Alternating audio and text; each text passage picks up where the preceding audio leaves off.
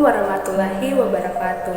Perkenalkan, nama saya Fatma Gelita Tauke dengan NIM A231220075, kelas C, Prodi Pendidikan Matematika Universitas Tadulako. Di sini saya akan menjelaskan teorema 4.2, yaitu faktorisasi bilangan bulat. Silakan menyaksikan. Kita masuk pada materinya.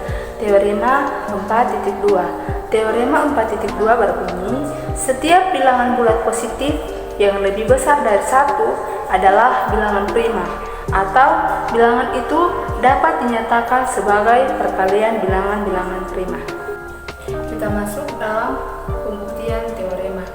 Ambil sebarang bilangan bulat positif n lebih dari 1. Menurut teorema 4.1, maka ada suatu bilangan prima P1 sedemikian hingga P1 habis dibagi n, sehingga ada suatu bilangan positif n1 sehingga n sama dengan P1 kali n1, dengan n1 lebih besar atau sama dengan 1, n1 kurang dari n.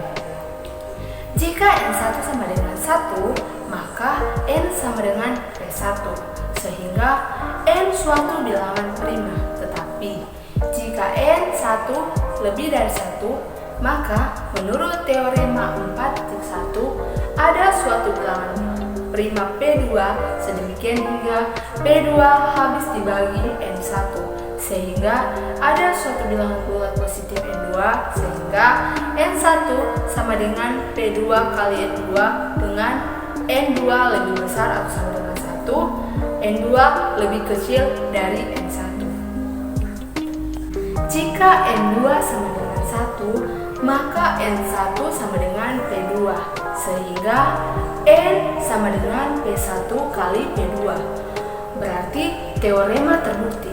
Tetapi jika n2 lebih besar dari 1, maka ada suatu bilangan prima P3 sedemikian hingga n2 sama dengan P3 kali n3 dengan n3 lebih besar atau sama dengan 1, n3 kurang dari n2.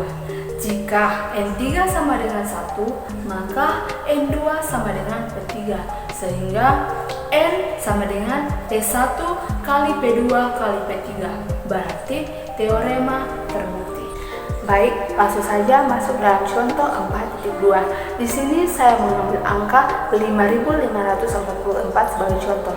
Lanjut pada pembahasan, 5544 itu sama dengan 2 kali 2 kali 2 kali 3 kali 3 kali 7 kali 11. Dan dapat dilihat di slide, dapat dituliskan juga dengan 5544 itu sama dengan 2 pangkat 3 kali 3 pangkat 2 kali 7 kali 11. Dapat kita lihat bahwa hasil dari perkalian 5544 ini merupakan kumpulan bilangan prima.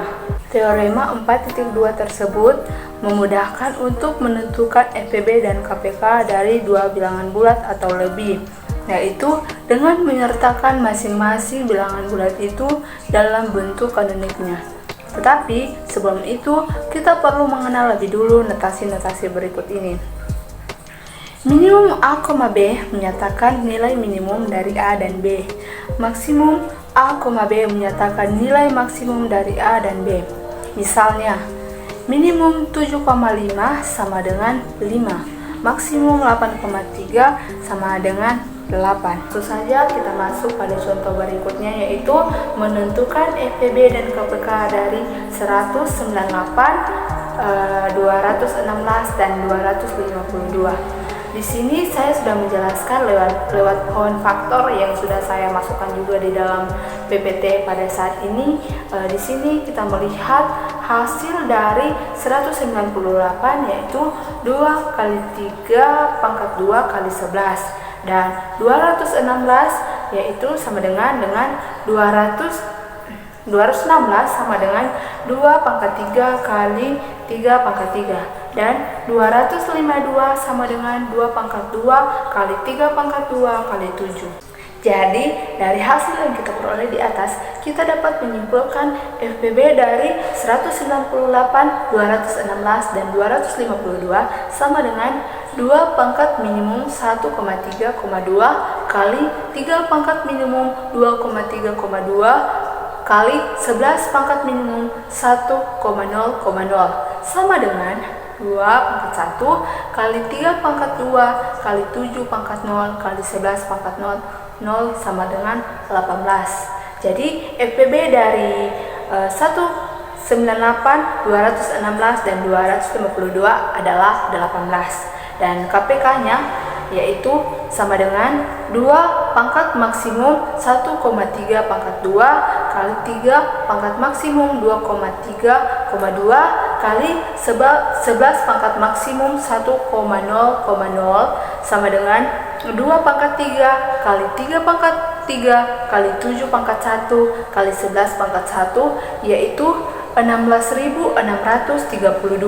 Jadi KPK dari 198, 216, dan 252 adalah 16.632.